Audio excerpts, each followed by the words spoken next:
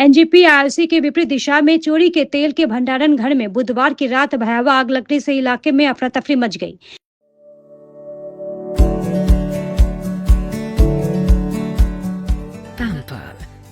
Not just a hospital, but a mother. इस अग्निकांड से इलाके में दहशत का माहौल देखा गया। आनन फानन में घटना की जानकारी सिलीगुड़ी दमकल विभाग को दी गई। खबर मिलते ही दमकल की 3 गाड़ियां मौके पर पहुंची। दमकल कर्मियों की कड़ी मशक्कत के बाद आग पर काबू पाया गया। स्थानीय सूत्रों के अनुसार उक्त घर में चोरी का तेल रखा हुआ था। আমরা এসে দেখছি ওই তেলের ড্রামগুলো তেল রাখা ছিল, হয়তো সেটা জ্বলছে, তেলের ফায়ার ছিল, অয়েল ফায়ার ছিল। আর আমরা ফোম চার্জ করি। তো আমাদের fire brigade Siliguri fire station 2টো আর ফুলবাড়ি ফায়ার স্টেশন 1। হ্যাঁ, তেলের ফায়ার জল দিয়ে নেই, ফোম চার্জ করতে হয়। হ্যাঁ, তেল মজুদ ছিল, এটা তেল মজুদ করে রাখা ছিল। এখন কারণটা বলতে পারছি না কি কারণ লেগেছে। দমকল আছে, চেষ্টা করছে আগুন নিয়ন্ত্রণে আনার। এলাকার ছেলেরা সবাই আছে, সবাই মিলে চেষ্টা করছে আগুন নিয়ন্ত্রণে আসুক। আর বারবার কেন লাগে সেটা পুলিশ বলতে পারবে, সিস্টেমের যারা অংশ তারাই বলতে পারবে বারবার কেন লাগে। পুলিশকে গিয়ে জিজ্ঞেস করুন, পুলিশ অনেক বেটার, আমাদের থেকে অনেক বেশি পুলিশ বলতে পারবে। তারা সমস্ত সিস্টেমের অংশ যারা, তারা এইসব ভালো উত্তর দিতে পারবে। বারবার দেখছেন, আপনারাও দেখছেন, আমরাও দেখছি। আমরা তো খালি দেখতেই পারি, এর পেছনে আমাদেরও জনপ্রতিনিধিদের খুব বেশি কিছু করণীয় থাকে না।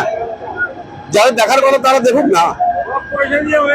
বারবার ঘটনা ঘটে যাচ্ছে, যাদের উপর দেখার দায়িত্ব তারা দেখুক। বোঝা যাচ্ছে না ঠিক ভেতরে, খুব বেশি ভেতরে যাওয়া যাচ্ছে না। 2-3টা বাড়ি মনে হচ্ছে ক্ষতি হয়েছে। আগুনটা পুরোপুরি নিয়ন্ত্রণে আসছে না, বারবার শিখা উঠে আসছে, দাউদা করে আবার জ্বলে উঠছে। বুঝতে পারছি না ভেতরে কি হচ্ছে। দমকলের লোকেরা তো আছে, ওখানে কাজ করছে, তারা চেষ্টা করছে। তারা দমকলের দিক থেকে কোনো খামতি আমাদের নজরে পড়েনি। আমি সঙ্গে সঙ্গে ফায়ার ব্রিগেডে ফোন করেছি, খবর যাওয়ার সঙ্গে সঙ্গে ওরা বলেছে 3টে গাড়ি বেরিয়ে গেছে। যাই হোক, ঠিক সময় মতো ওরা চলে এসেছে। আর সবচেয়ে বড় কথা হচ্ছে এই এলাকার যারা স্থানীয় মানুষ, স্থানীয় যুবক, তারা অল আউট একদম ঝাঁপিয়ে পড়েছিল সঙ্গে সঙ্গে। এখন ঠিক আছে, নিয়ন্ত্রণ করার চেষ্টা হচ্ছে। আশা করি এর থেকে বেশি যতটুকু ক্ষতি হচ্ছে তার থেকে বেশি আর ক্ষতি হবে না, এটাই আশা করবো। আর সেটা তো সবাই জানে আগুনের কারণ কি। সে কারণটা যারা আইন শৃঙ্খলা রক্ষার দায়িত্বে আছে তাদের দেখা উচিত। তাদের এবার সিরিয়াস হওয়ার সময় এসছে। তারা আসেন এখানে, ট্রান্সফার হয়ে আরেক জায়গায় চলে যান। এখানকার মানুষ, হাজার হাজার মানুষ এখানে বসবাস করে, তাদের জীবনের আশঙ্কা থেকে যায়।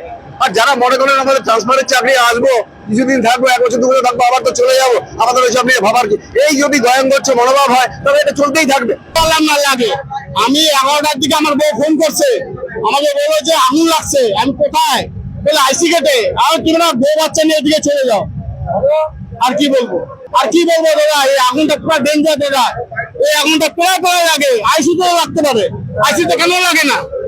আমাদের এই জায়গাটা গলিতে লাগে কেন? এই মাথা তো ওই মাথা, এই রোডটা শেষ।